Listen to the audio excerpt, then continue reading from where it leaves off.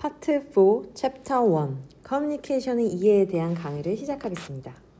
자, 커뮤니케이션, 어느 조직에서건 굉장히 중요하죠. 개념 자체부터 볼게요. 원래 어원이요, 라틴어, communis에서 유래가 됐어요. 이건 바로 공유, 공통이라는 뜻이죠. 일방적인 게 아닙니다. 하나 혹은 그 이상의 유기체 간에 서로 상징을 통해 의미를 주고받는 과정이에요. 두 사람 이상이 서로 다른 경험, 사고방식 등을 바탕으로 상호 간의 유사한 의미와 이해를 형성해가는 과정이 바로 커뮤니케이션입니다. 자, 의미 보시면 커뮤니케이션 어때요? 주고받는 거라고 했잖아요. 그러다 보니 혼자서 할 수 없어요. 인간관계를 형성하는 근본 요소고요. 개인이 사회생활에 영위하는 데 사용적인 기본적인 수단이자 도구가 됩니다. 서비스 환경에서 접점 직원이 커뮤니케이션을 어떻게 하느냐에 따라 서비스 품질과 고객 만족도에 굉장히 중요한 영향을 미치죠. 자, 효과적인 커뮤니케이션의 기본 내용 볼게요. 전달하고자 하는 내용, 도달하고자 하는 목표를 명확히 설정해야 되죠. 그리고 적절한 커뮤니케이션 수단을 활용을 해야 돼요. 뭐 말로 할지, 뭐 글로 할지, 뭐 문서로 할지 등등이 있죠. 그리고 공감적 관계를 형성해야 되고요. 부드럽고 명확하게 전달합니다. 그리고 피드백을 활용을 하죠. 자, 커뮤니케이션 특징 한번 볼게요. 자, 커뮤니케이션은 좀 상징적이에요. 여러 가지 상징들을 이제 일정하게 체계화되어서 나타낸 형태인데 인간만이 지닌 고유한 특성이죠. 오랫동안 약속을 만들어 사용을 했고 서로 약속한 기호를 이용해서 의사소통하는 이런 상징적인 과정입니다. 자, 두 번째, 서로의 존재를 확인하는 과정인데요. 사람들 간 존재를 확인하는 것부터 시작이 되죠. 자, 그리고 좀 개인별 해석이 가능해요. 교환되는 메시지에 따라서 어떤 사람은 좋아, 나한테 이런 걸 얘기해줘서 고마워. 또 어떤 사람은 왜 나한테 이런 걸 얘기를 하지? 지금 나한테 가르치려 드는 건가? 각각 다르게 해석할 수가 있어요. 모두가 동일하게 받아들이는 경우는 많지 않다라고 나와 있어요. 상황의 영향을 좀 받죠. 내가 굉장히 바쁜데 막 나에게 조언을 해요. 어떤 상황에서 전달을 하느냐에 따라서 조금 불쾌할 수도 있고 긍정적일 수도 있고 고마울 수도 있어요. 자, 그리고 또 중요한 게 커뮤니케이션 관련된 이론이 굉장히 많습니다. 자, 피그말리온 효과 많이 들어보셨죠? 그리스 신화에서 유래된 건데 누군가에 대한 믿음이나 기대, 예측이 그 대상에게 그대로 실현되는 현상이에요. 긍정적으로 기대하면 긍정적인 결과가 나온다는 그런 현상이죠. 다음, 낙인 효과, 스티그마 이펙트라고도 하는데 피그말리온 효과와는 반대예요. 자, 스티그마는 빨갛게 달군 인두를 가축의 몸에 찍어서 소유권을 표시하는 이러한 낙인을 가리킵니다. 따라서 스티그마 효과를 낙인 효과라고도 하는데요. 낙인 효과라고도 해요. 부정적 평가를 받으면 실제로 그렇게 되는 현상을 말합니다. 자, 로젠탈 효과. 학생들을 능력 있는 학생으로 기대하고 인정해주면 능력이 향상된다는 거죠. 하지만 능력이 없는 학생으로 기대하면 학생의 능력이 향상되지 않는 현상이에요. 자, 결론적으로 누군가가 그 개인을 어떤 관점으로 대해주냐에 따라서 그 성취, 능력이 다르게 표현이 된다는 거죠. 자, 플라시보 효과입니다. 우리 위약 효과라고도 해요. 가짜약 효과. 의사가 효과 없는 가짜약을 주었어요. 자, 근데 이걸 먹으면 증상이 호전됩니다. 이렇게 제안을 했을 뿐인데 환자의 긍정적인 믿음으로 병세가 호전되는 현상을 말해요. 즉, 긍정적인 믿음이 긍정적인 결과를 가져오는 거죠. 자, 노시보 효과. 플라시보 효과는 반대입니다. 진짜 약을 줘도 효과가 없다고 의심하면 약효가 나타나지 않는 현상이에요. 부정적인 마음이 부정적 결과를 가져오는 것을 의미를 합니다. 자, 플라시보와 노시보는 반대죠. 자, 피그말리온과 낙인도 반대입니다. 자, 호손 효과 볼까요? 호손 공장에서 하버드 대학교 심리학자 이 메이오 교수가 중심이 되어서 행해진 실험이거든요. 누군가가 관심을 가지고 지켜보고 있다라고 했더니 더 능률이 올랐다는 거예요. 하지만 나는 당신을 지켜볼 겁니다 라고 말만 하고 지켜보지 않았지만 그래도 능률이 올랐대요. 즉 뭐예요? 누군가로부터 관찰이 될 때 생산성이 증가한다라는 거죠. 호손 효과. 다음 넛지 효과입니다. 넛지라는 뜻은 옆구리를 슬쩍 찌른다라는 뜻이거든요. 그래서 강요에 의하지 않고 그냥 스리슬쩍 그렇게 홍보를 한다라든지 스리슬쩍 정보를 주는 거예요. 법적 강제가 아니라 작은 변화를 통해서 자연스럽게 바람직한 행동을 유도하는 전략입니다. 다음 잔물결 효과, 리플 이펙트라고도 하는데요. 일부 조직 구성원이 혼났을 때 다른 구성원들까지 부정적인 영향을 받는 거예요. 이렇게 잔물결처럼 일렁일렁 나도 그 영향을 받는다라는 거죠. 예. 자, 반어미 효과입니다. 사람들이 모호하고 보편적인 진술을 자신에게 정확히 들어맞는 것처럼 받아들이는 심리 현상이에요. 자, 예를 들어 어떤 거냐. 당신은 다른 사람들에게 친절하지만 가끔은 혼자만의 시간이 필요합니다. 라고 말을 했을 때 사실 거의 모든 사람들에게 해당이 되지만 마치 맞는 말이야. 이 사람 쪽집게네. 이런 거죠. 예. 좀 모호하고 보편적인 진술을 나한테 정확히 들어맞는 것처럼 받아들이는 심리 현상이에요. 보통 우리 점집을 좀 생각하시면 되겠죠. 예, 물론 다 그렇다는 건 아닙니다. 그렇다면 이렇게 커뮤니케이션을 하는 과정을 보도록 할 텐데요. 과정의 기본 요소 볼게요. 자, 어떠한 것이 있어야 커뮤니케이션이 가능하냐라고 보시면 되는데 일단 전달자가 있어야죠. 그리고 메시지 자체가 있어야 돼요. 그리고 채널, 어떠한 통로를 통해서 어떠한 매체를 통해서 전달할 거냐. 다음, 수신하는 사람이 있어야죠. 그리고 이 커뮤니케이션의 결과 필요하고요. 수용자의 반응, 피드백이 필요합니다. 꼭 외워두시고요. 커뮤니케이션 과정의 특징 볼게요. 좀 중요한데요. 일단 비선형성. 이야기가 선처럼 연결되어 있어 시작과 끝이 명백한 이런 선형적인 게 아니라는 거예요. 자, 예를 들어 선형적인 건 이렇게 연결이 된다라는 거죠. 선처럼 뭔가 이렇게 연결이 되어 있지 않다라는 거예요. 네, 어떤 거죠? 예를 들어서 시작을 얘기했다가 중간이 없고 끝을 바로 얘기하는 경우도 있잖아요. 그래서 이렇게 선형적인 것이 아니라 열린 결말이에요. 그래서 비선형적이다라고 하는 겁니다. 다음 순환성입니다.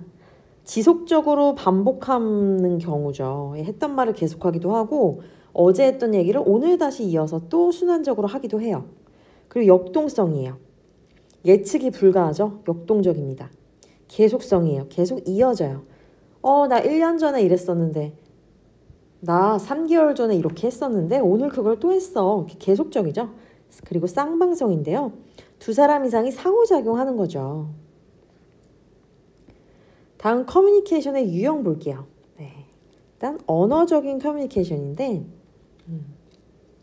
이 내용들은 한번 쭉 읽어보시면 될 것 같아요. 다음 비언어적 커뮤니케이션입니다. 언어가 아닌 거예요. 예. 언어 또는 문서화된 언어를 제외한 비언어적 신호로 소통하는 의도적, 비의도적인 정보의 교환이 바로 비언어적 커뮤니케이션입니다.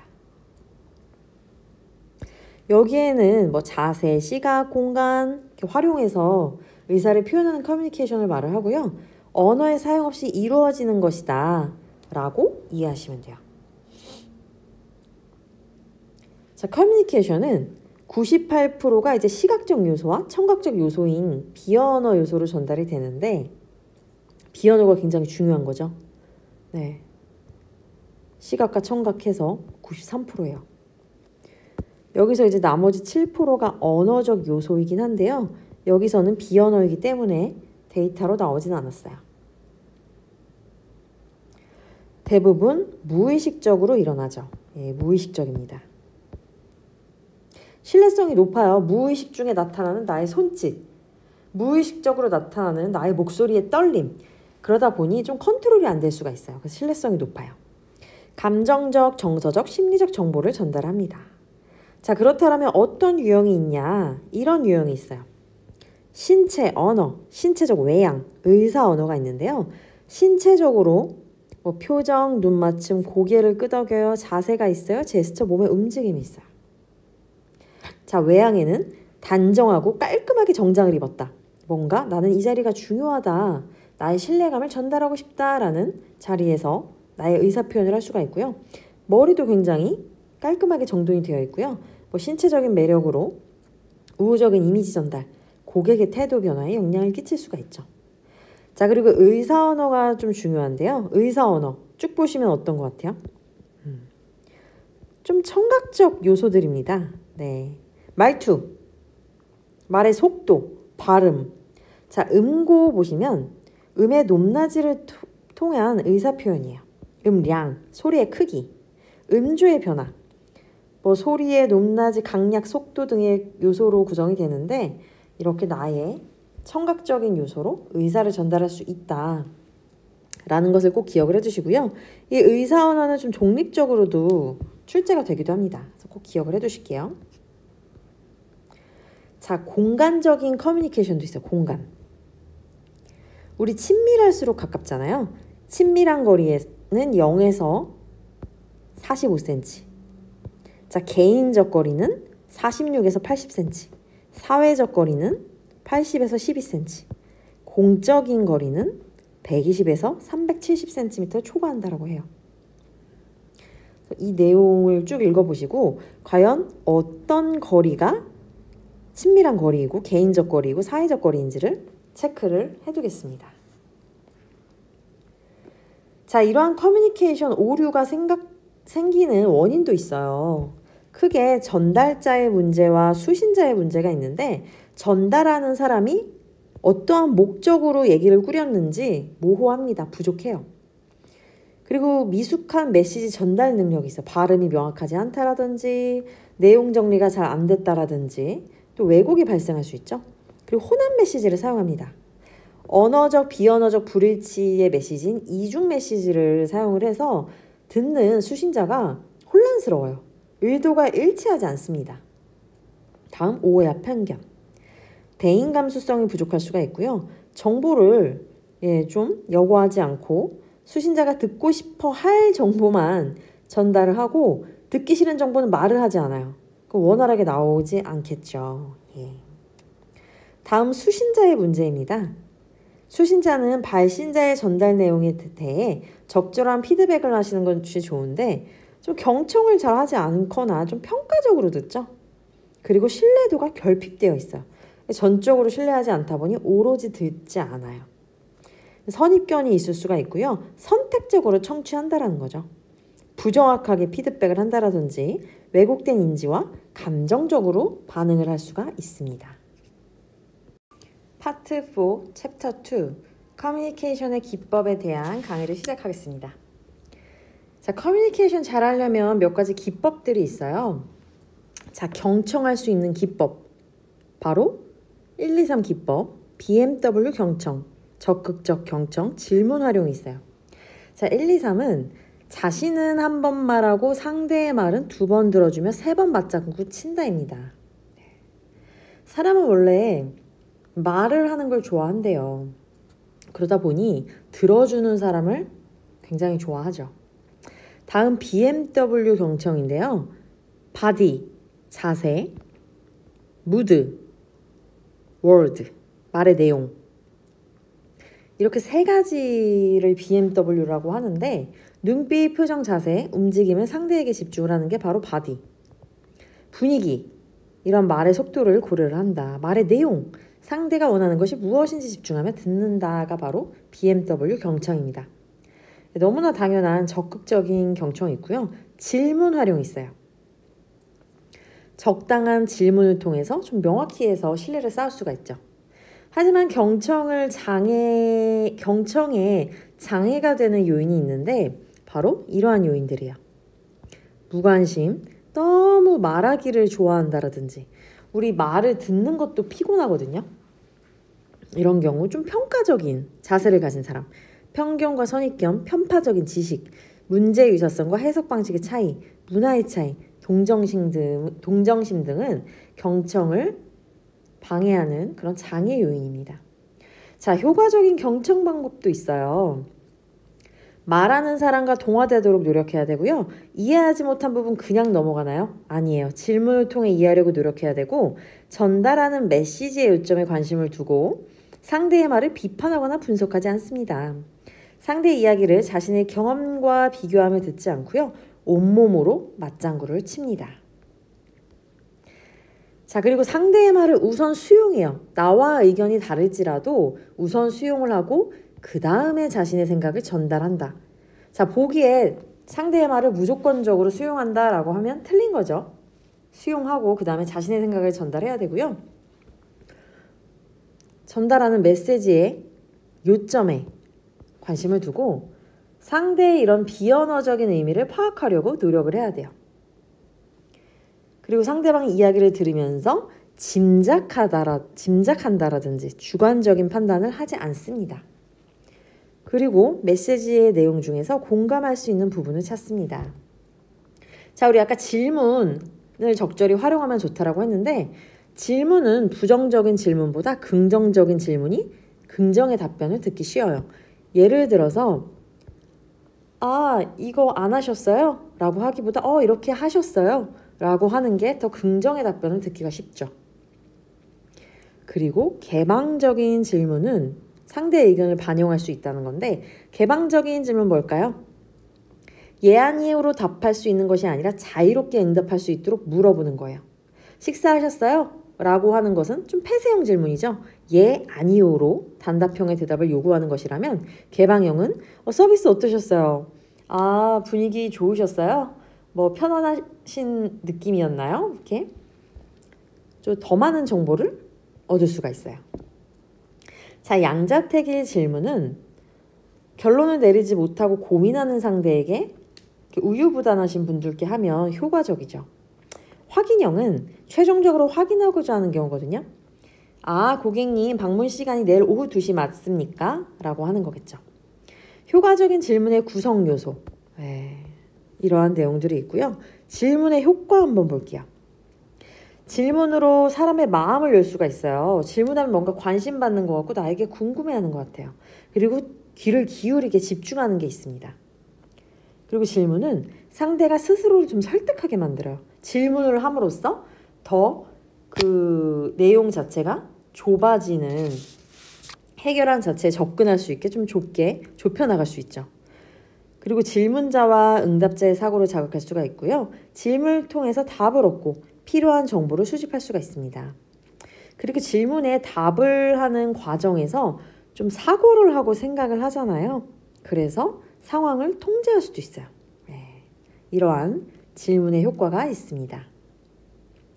자, 다음 말하기 기법 볼게요. 말하기에서는 이제 쿠션 화법, 아이메시지, 레이어드 화법, 청유형, 맞장구, 신뢰, 긍정, 아론슨 화법, 그리고 완곡한 표현이 있어요.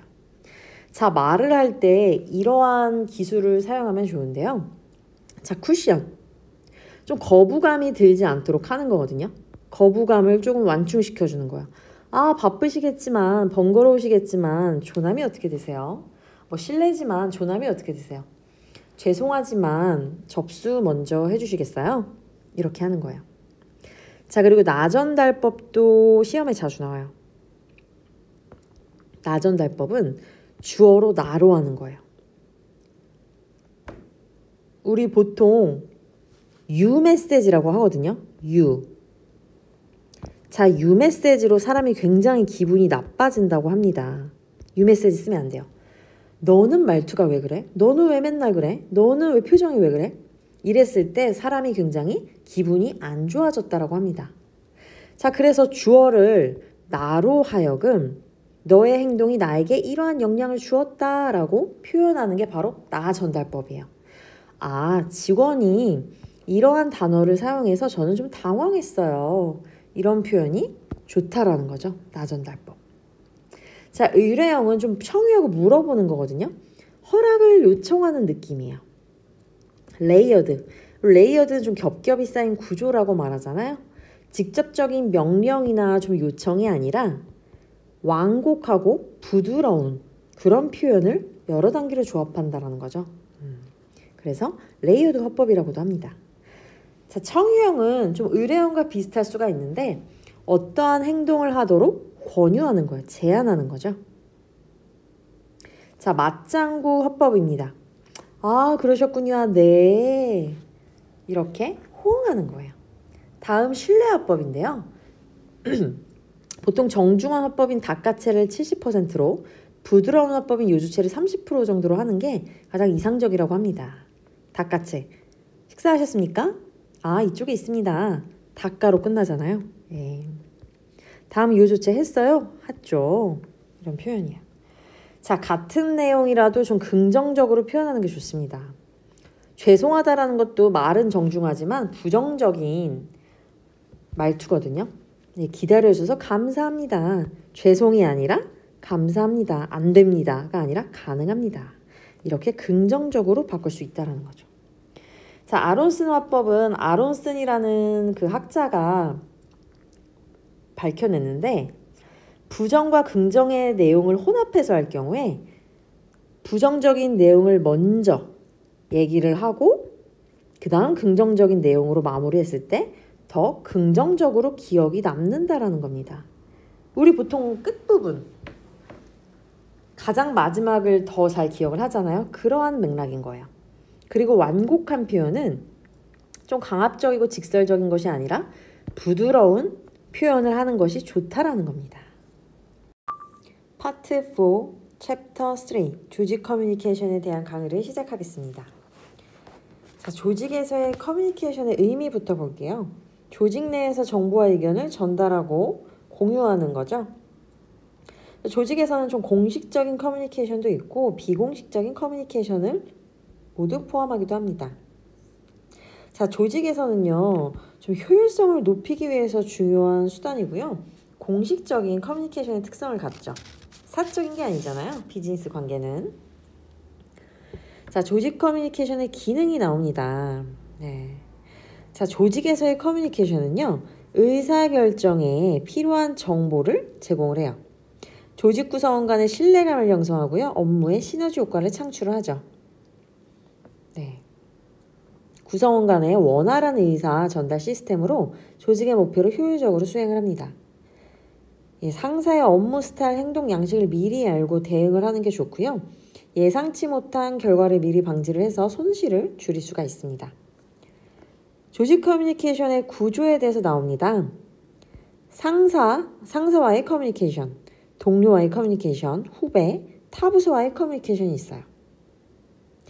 자, 이러한 보기 내용을 보고 과연 어떤 조직에서의 커뮤니케이션의 구조인가 이 내용을 체크할 수 있는 게 좋죠. 자, 상사는요, 일단 보고 체계를 해야 되고요. 배우려는 자세가 있어야죠. 그리고 상사의 행동 방식이나 이러한 것들을 미리 알고 대응을 해야 됩니다. 동료와는 좀 협력한다는 마음가짐이 필요하고요. 필요시 적극적으로 돕고 함께 성장한다는 것을 이해해야 돼요. 그리고 험담하지 않습니다. 자, 후배는 좀 지도하고 육성한다라고 생각을 해야 되고 고충이나 어려움을 들어주고 노하우를 공유하도록 임해야 합니다. 그리고 좀 멘토링의 역할도 있잖아요. 정서적 지지와 동기를 부여를 합니다. 타부서를 곧 고객이라고 생각을 하고 업무를 공유하는 게 좋습니다. 자, 조직에서의 커뮤니케이션은 왜 중요한가? 바로 구성원의 행동을 통제하기도 하고요. 동기부여가 강화되기도 하고 정보를 제공하거나 감정 표현과 사회적 욕구 충족을 위한 표출구를 제공하기도 합니다. 네. 다음 조직 커뮤니케이션의 유형이 있어요. 자, 총 3가지가 나와 있는데 하향적, 상향적, 수평적이에요. 자, 하향적인 건 상급자에서 하급자로 전달이 되는 이렇게 하향적 커뮤니케이션이라고 할 수 있죠. 조금 일방적이고 획일적이고요. 네, 극비상의 경우 비밀의 노출 우려가 있죠. 자, 상향적. 계층의 하부에서 상부로 가는 거예요. 정보와 의사가 전달이 됩니다. 네, 여기 이렇게 다양한 예시가 어떠한 커뮤니케이션인지 알아둘 필요가 있습니다. 네, 수평적. 동일한 계층. 상하관계가 없는 경우에 이렇게 수평적인 커뮤니케이션이 이루어지고요. 마찬가지로 사전심사, 회람통보위원회 회의 등이 있습니다. 자, 다음 비공식적인 커뮤니케이션이 뭐냐? 공식적인 게 아닌 거죠. 사적인 그런 것들이라고 하는데 어쨌든 조직 내에서 이루어지는 커뮤니케이션이에요. 자, 여기서 주로 나오는 게 이제 그레이프 바인이라고 있어요. 그레이프 바인. 네, 그레이프 바인은 비공식적인 경로를 통해서 이루어지는 커뮤니케이션으로 그 경로가 이제 포도 덩굴과 같이 얽혀 있다라는 의미에서 포도가 그레이프잖아요. 네. 그래서 이러한 용어를 쓰고 있습니다. 예, 주로 뭐예요? 루머, 소문, 가십 등을 포함을 하고요. 직원들 사이에서 좀 자연스럽게 확산되는 것을 말합니다. 야, 회사에서 구조조정할 거래. 야, 새로운 프로젝트가 곧 시작될 것 같은데? 이러한 것들. 네. 장점과 단점을 기억하시면 좋은데 장점은 좀 전달 속도가 빠르죠. 하급자의 성과, 태도, 아이디어 등 가치 있는 정보를 제공할 수도 있고 공식적인 의사소통이 전달하지 못하는 좀 유익한 정보를 제공하기도 합니다. 하급자들의 스트레스를 해소시키죠. 단점으로는 좀 왜곡될 수 있고요. 무책임하거나 좀 관리자가 통제하기 어려울 수가 있어요. 그리고 이제 사실 근거나 이런 게 부족할 수 있기 때문에 좀 명예를 훼손하거나 조직의 와해를 초래할 수 있습니다. 자, 커뮤니케이션의 네트워크예요. 자, 이러한 유형들이 있다라는 것을 잘 기억하셔야 되는데 쇠사슬, 체인형입니다. 중앙집권형 구조고요. 위계적 조직에서 주로 나타납니다. 정보가 일직선에서 위에서 아래로 혹은 아래에서 위로 흐르는 방식이에요. 권력의 집중도가 가장 높습니다. 자, 장점과 단점도 잘 읽어보시고요. 수레바퀴형 볼게요. 중앙에 위치한 핵심 인물이 모든 정보를 통제를 해요. 나머지 구성원들과의 직접적인 소통 없이 핵심 인물하고만 커뮤니케이션 하는 방식이죠. 예. 그러다 보니 정보가 중앙에서 즉시 처리되어서 빨라요. 왜곡될 위험이 낮죠. 그리고 단점은 구성원 간 정보 공유가 차단될 수 있어서 창의성이 좀 떨어질 수가 있습니다. 그리고 개별 구성원은 중심 인물에게 의존하는 경향이 생길 수 있죠. 다음 Y형인데요. 부분적인 중앙 집중형 구조예요. 서로 다른 집단에 속한 사람들 간의 커뮤니케이션에 있어서 조정이 필요할 때 사용을 하는데요. 예를 들어 학교 조직에 해당이 되겠죠. 교장님 계시고 부장교사님 계시고 일반교사. 네. 자, 그 장점과 단점 보시면 정보가 좀 위계적으로 흐르기 때문에 혼선이 적고 일관된 지시 전달이 가능합니다. 그리고 상위 관리자가 중간 관리자를 통해서 하위 인원을 간접적으로 관리를 하기 때문에 효율적이죠. 통제가 효율적이에요. 그리고 단점은 정보가 여러 단계를 거쳐서 전달되기 때문에 왜곡 및 지연이 일어날 수 있어요. 그러다 보니 빠른 의사결정이나 피드백이 어려운 경우가 있습니다. 다음 원형입니다. 서클형. 조직 내에서 구성원들이 일정한 순서대로 정보를 주고받는 방식이에요. 각 구성원이 양옆의 두 사람과만 직접 소통할 수 있는 구조죠. 자, 조직 내에서 좀 뚜렷한 서열이 존재하지 않는 경우 나타나고요. 모든 구성원이 동등한 발언권을 가집니다. 의견 교환이 좀 자유롭고요. 어때요? 그래서 가장 민주적이에요. 정보가 한 방향으로 흐를 수도 있고요. 네, 정보가 한 방향으로 흐를 수도 있고 양방향으로 순환될 수도 있어요.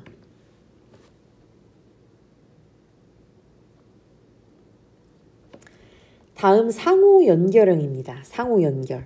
조직 내에서 모든 구성원이 서로 직접 소통할 수 있는 커뮤니케이션 구조고요. 모든 참여자가 좀 자유롭게 정보를 주고받을 수가 있어요. 가장 바람직한 형태의 유형이고요. 구성원의 만족도가 높습니다. 가장 구조화되어 있지 않아요. 체계화되어 있지 않다라는 거죠. 구조화, 어떤 구조에 의해서 되어 있지 않다라는 거예요. 어려운 문제나 구성원의 창의성이 요구되는 문제에 가장 효과적입니다. 예를 들어 뭐 스타트업 조직이라든지 소셜미디어 커뮤니티가 해당이 되고요. 이러한 장점과 단점이 있어요.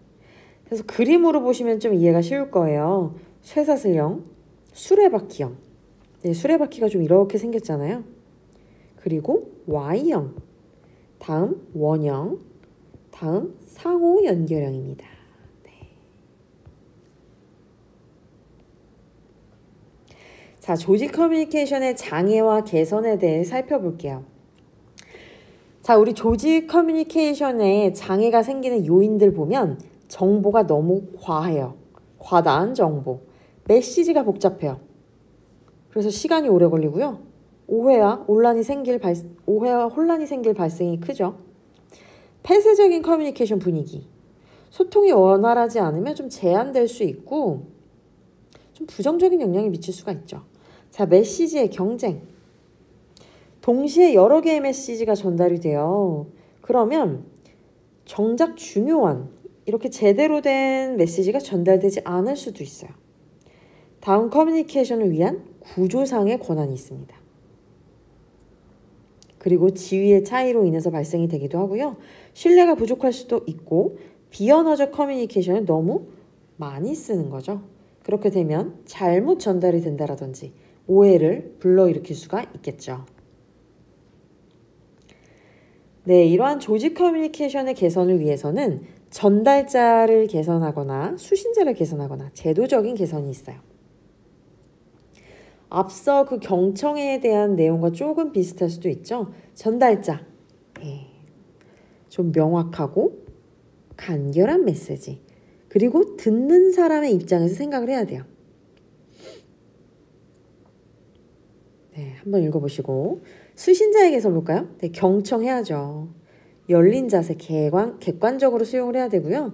상대의 입장에 대해서 좀 이해하려고 노력을 해야 됩니다. 자, 그리고 전달자의 메시지를 수신자 자신의 언어로 좀 재진술해서 수용을 해야 될 필요가 있어요. 네, 수용. 예, 다음 제도적인 개선.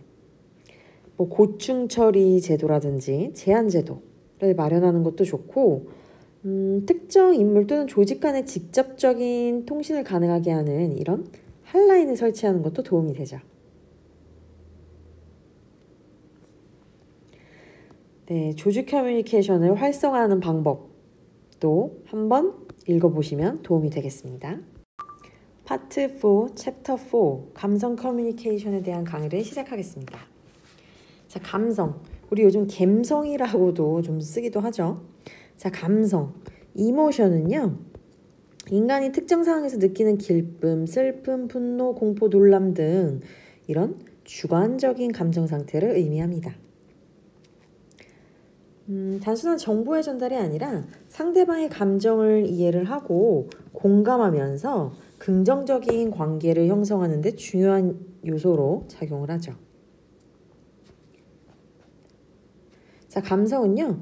상대방의 감정을 고려를 하고 감성적인 요소를 활용해서 효과적으로 소통하는 것이 핵심입니다. 자, 감성의 특징 볼게요. 결론보다는 좀 과정을 중시해요. 네. 다양한 아이디어가 있고요. 직관적입니다. 그냥 보여지는 대로 느껴요. 굉장히 가엾은 사람이 있을 때 그냥 눈물이 나잖아요. 좀 직관적이죠. 즉각적인 판단을 내리는 경향이 있고요. 창조적이에요. 그리고 질적인 것에 집중을 하죠. 좀 양적으로 오랜 기간 슬펐다 이런 거기보다는 내가 슬픔이 너무 깊어. 내가 좀 얕은 재미를 느꼈어. 뭐 이렇게 질적인 것에 집중을 하죠. 네. 자, 다음 감성 지능이 있어요. EI라고 하는데 Emotional Intelligence라고 합니다. 자신과 타인의 감정을 인식하고 조절하고요. 이를 효과적으로 활용을 해서 원활한 대인관계를 형성하는 그런 능력을 의미를 하는데 이제 감성 지수라고 해요. EQ라고 더 많이들 알고 계실 거예요. 네. 자, IQ는 좀 지능 지수죠. 그럼 EQ는 감성 지수라는 거예요. 그래서 그런 지능 지수와는 좀 대조되는 개념이고요. 자신의 감정을 적절히 조절하고 원만한 인간관계를 구축할 수 있는 마음의 지능 지수죠. 마음. 네. 그래서 목표 성취를 위해서 감정을 이용해서 자신의 행동을 이끄는 능력을 의미합니다. 자, 이 감성은 심리학자 다니엘 골먼이라는 그 저서에서 처음 강조가 되기 시작했어요. 네. 그래서 누가 얘기를 했냐? 바로 다니엘 골먼이라는 점. 네, 학자도 잘 기억을 해두실게요.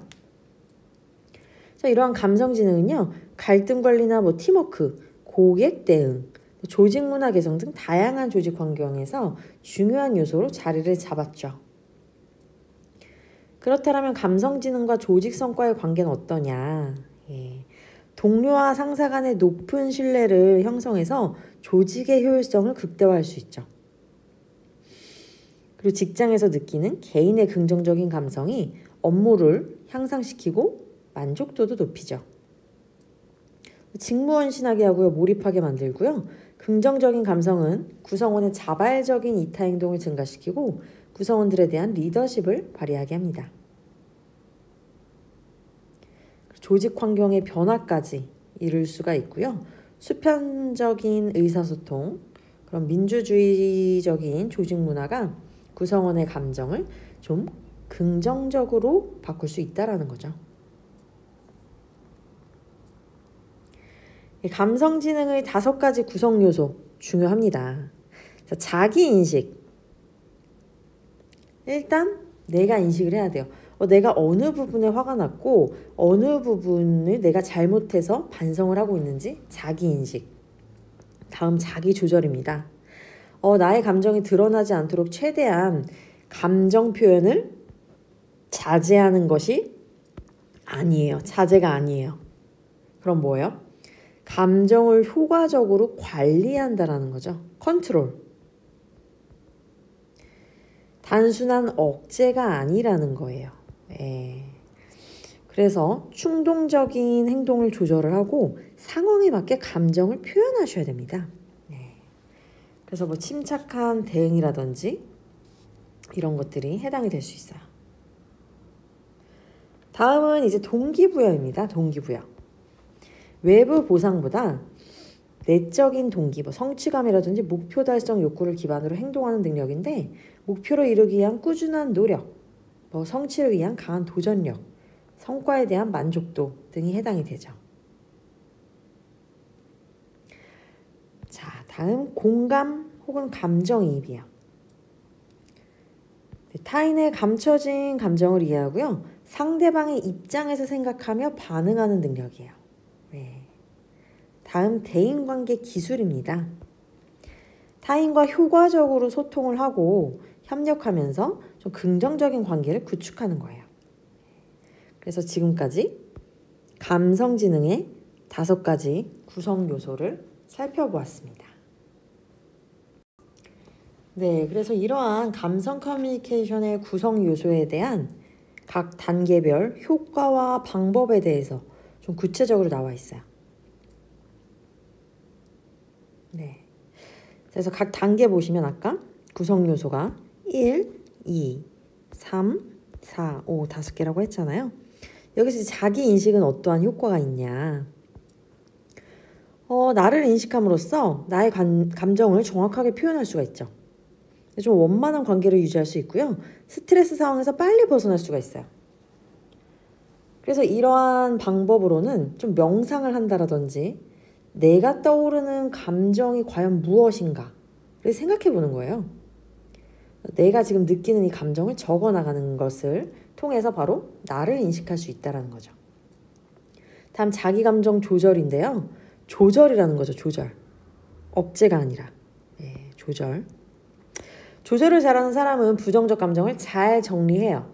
긍정적 감정의 시간을 길게 유지하는 것이 좋겠죠. 자, 그래서 방법 보시면 심상법이라고 있습니다. 가상체험을 통해서 발생할 수 있는 상황에 대해 정보를 미리 인지를 해서 자신의 감정이 부정적으로 흐르는 것을 방지할 수 있습니다. 나는 이랬을 때 가장 화가 나더라, 흥분을 하더라 라는 자극들에 대한 정보를 수집하는 방법이 있고요. 감정을 표현해야 할 때와 그렇지 않아야 할 때를 아는 게 좋겠죠. 그리고 자기 동기와 자신에 대한 긍정적이고 유연한 그런 사고를 가능하게 하고요. 자신감이 생기고 힘든 상황을 잘 견딜 수 있는 능력을 갖출 수 있는 효과가 있습니다. 자, 방법으로는 좀 구체적인 목표를 세운다. 감정 상태를 긍정적으로 유지하려고 노력한다. 실패의 원인을 다른 관점으로 바라본다. 의 방법이 있습니다. 다음 타인의 감정 인식이 있어요. 타인의 감정을 좀 공감할 줄 알아야 되고요. 동질감을 느끼기도 하고 개방적인 사고를 하게 되죠. 그래서 방법도 이러한 방법들이 있고요. 대인관계 능력도 한번 쭉 읽어보시면 되겠습니다. 파트 4, 챕터 5, 설득과 협상에 대한 강의를 시작하겠습니다. 네, 설득과 협상도 시험에 자주 나오죠. 일단 설득, 여러분들 잘 알고 계시겠지만 상대방의 특정한 의견, 태도, 행동이 변하도록 영향을 미치는 커뮤니케이션 과정을 바로 설득이라고 합니다. 설득은 단순한 강요가 아니라 논리적인 근거, 감성적 신뢰 구축을 통해 상대가 자발적으로 동의하도록 유도하는 것이 바로 핵심이죠. 설득의 주요 목적은요, 상대방이 자신의 의견을 수용하거나 행동을 변화시키도록 유도하는 것입니다. 그렇다면 설득의 기본 자세 한번 볼게요. 설득을 하기 전에 먼저 상대방과 라포, 바로 친밀감이라고 하거든요. 이것도 시험에 자주 나와요. 라포가 독립적으로 나오거든요. 꼭 기억을 해두시고요. 친밀감을 형성하는 것이 좋아요. 자, 우리 기본적으로 처음 보는 사람한테 친밀감을 느끼진 않죠. 그러다 보니까 지속적으로 관계를 유지하고 형성하면서 이러한 라포를 형성하는 것이 좋습니다. 그리고 긍정적 언어를 사용해야 되고요. 사람의 도피 심리를 이용을 해서 뭔가 선택할 수 있도록 합니다. 적절한 비유를 활용하고 우선 긍정한 뒤에 말하는 yes but 화법을 사용해요. 그리고 대화의 목표를 정하고요. 명확한 메시지를 전달을 해서 원하는 결과를 얻는 것이 바로 설득의 기본 자세입니다. 자, 설득의 기본 원칙 볼게요. 네. 설득의 기본 원칙은 상대가 좋아하는 선호도를 파악하는 거예요.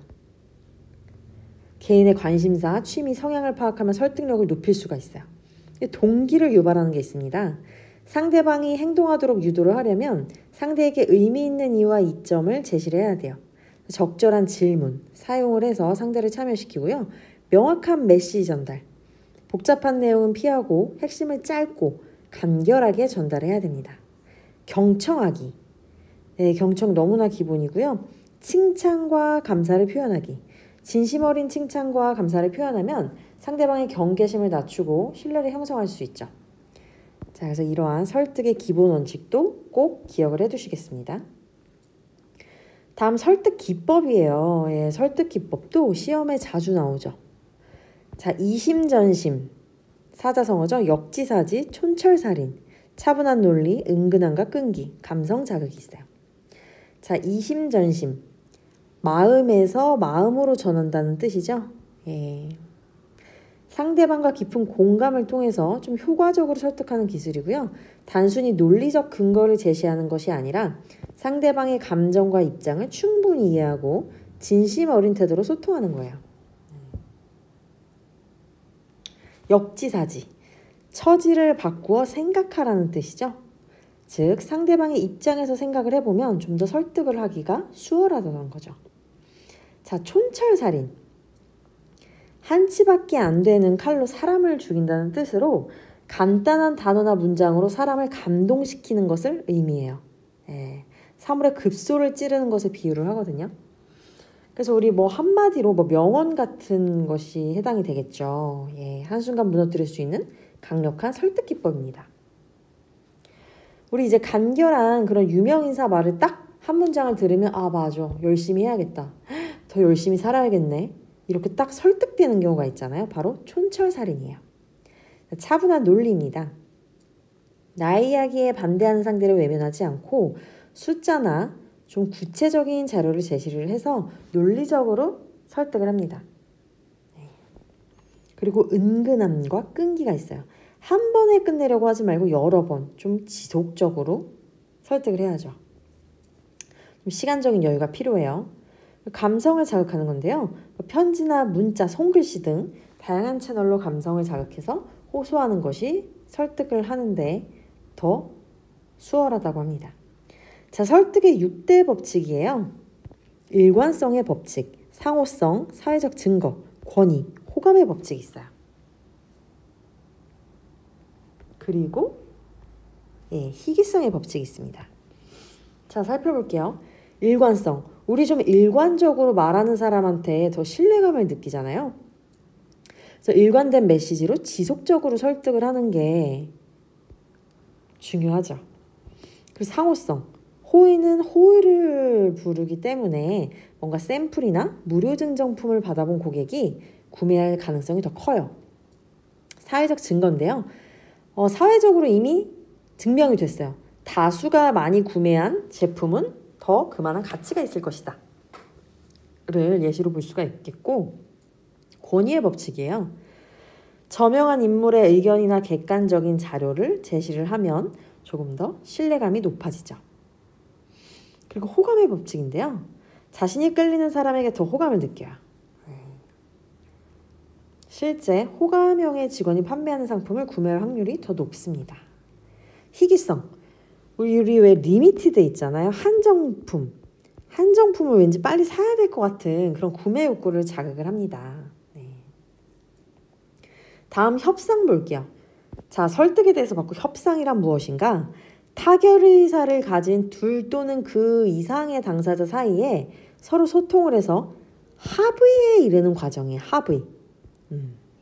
독단적으로 나의 주장만을 받아들이는 것이라든지 나의 주장만으로 결정되는 것이 아니라 합의에 이르는 거죠. 그래서 자기 만족과 상대방 만족을 동시에 가져올 수 있는 상호 이익을 추구하는 방식입니다. 협상은 상대방이 진정으로 원하는 것이 무엇인지 핵심 니즈를 분석을 해서 좀 동시에 만족시킬 수 있는 것을 찾는 거죠. 협상의 기본 원칙 볼게요. 좀 목표가 확실해야 돼요. 그리고 뒷받침할 수 있는 근거 또한 마련이 되어 있어야 되고요. 첫인상이 협상을 좌우하는 경우가 크죠.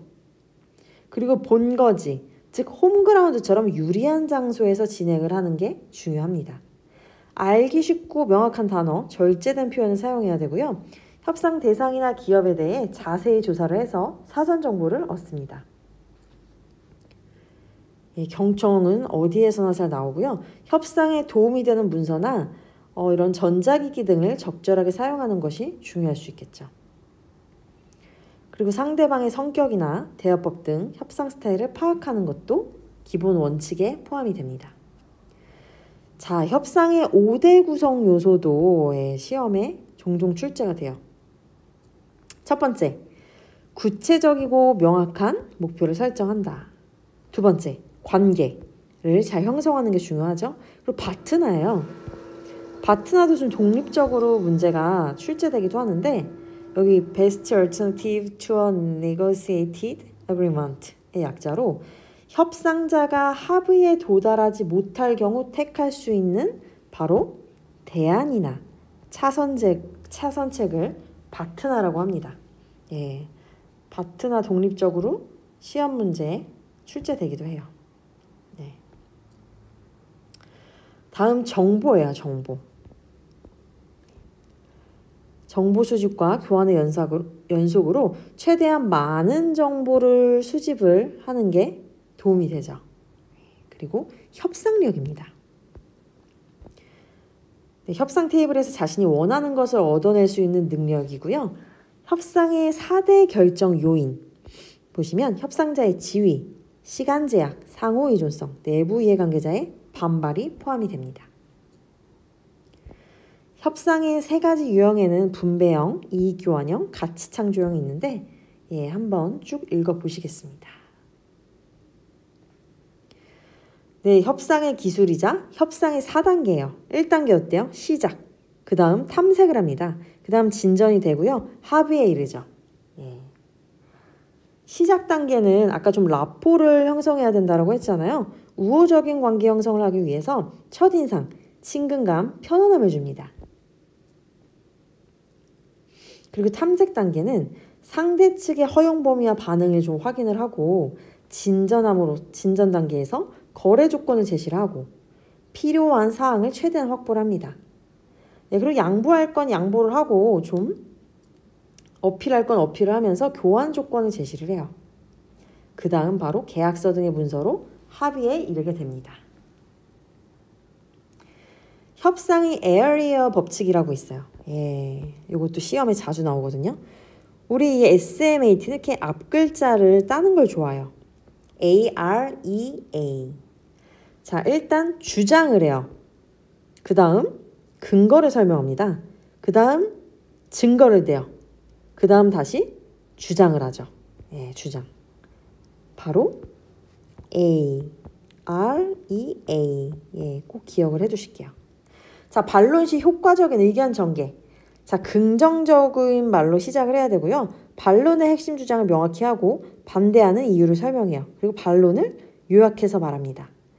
좀 위의 내용과 비슷해 보일 수는 있어요.